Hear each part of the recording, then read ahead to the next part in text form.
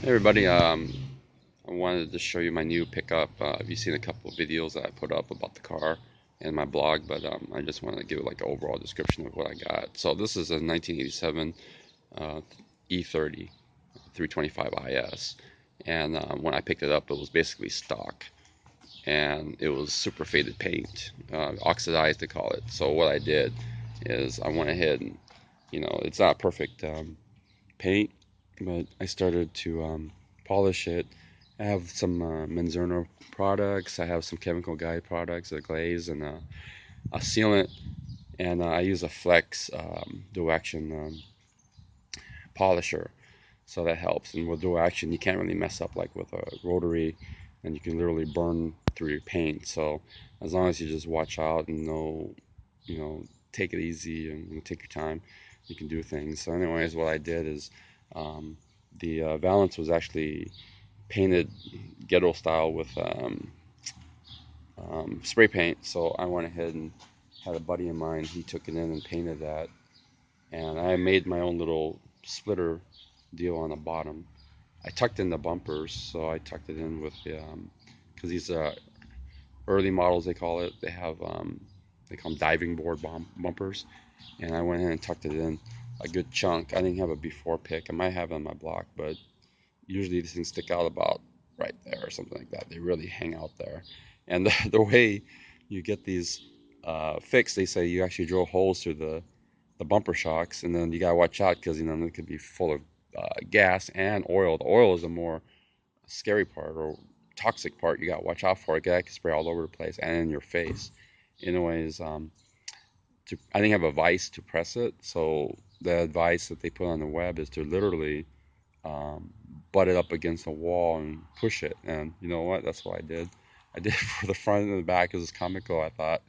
Um, the wheels are Ronal, I don't know, Ronal or Rano LS wheels. So they're like BBS style, but they're a rep, but they are made in Germany, I believe. So you can see the rest of the car. The roof was really beautiful. I mean, I just shined up this car. I mean, before it was a real oxidized car. So, for example, you could see how oxidized that is right there. So, for the door jamb, I just didn't do the door jamb, I did the outside, shine it up. So, you can see it's got some shine. It's not the best body, but it's nice and shiny. I also had the spoiler. The spoiler had been repainted once in his life because it actually had clear coat cracks.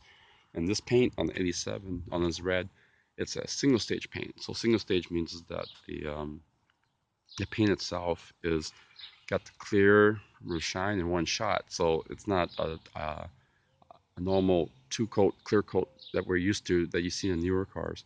Newer cars usually have a base coat and then they put the clear coat on top to keep the shine. And as you can see in like older Hondas or recent Hondas, the clear coat starts to peel and it gets that white area, that fading, that crackling. That's what clear coat failure looks like. This didn't have clear coats except for that rear spoiler. And this also had pinstripes. And at one point, they were actually uh, painted. And this guy, or whatever guy, somebody put on sticker pinstripes on top of the paint. So when I pulled off the sticker pinstripes, with a heat gun and a plastic razor, I had to basically, so I saw the painted. So then I got some mineral spirits and I wet sanded it by hand to get it. It does have a hint, like you can see maybe like a hint of the original pinstripe because it has some thickness to it that left remnants, but I didn't want to go deep with it because I'm not a professional and this is old paint. So I mean, you could call it almost like a pinstripe, a ghost pinstripe. As you can see, I really tucked in the rear on this one. This had an exhaust tips or a muffler, and it was actually sticking out flush almost. And then I went ahead and pushed it in. And some people don't like pushing this far because it puts a gap right here.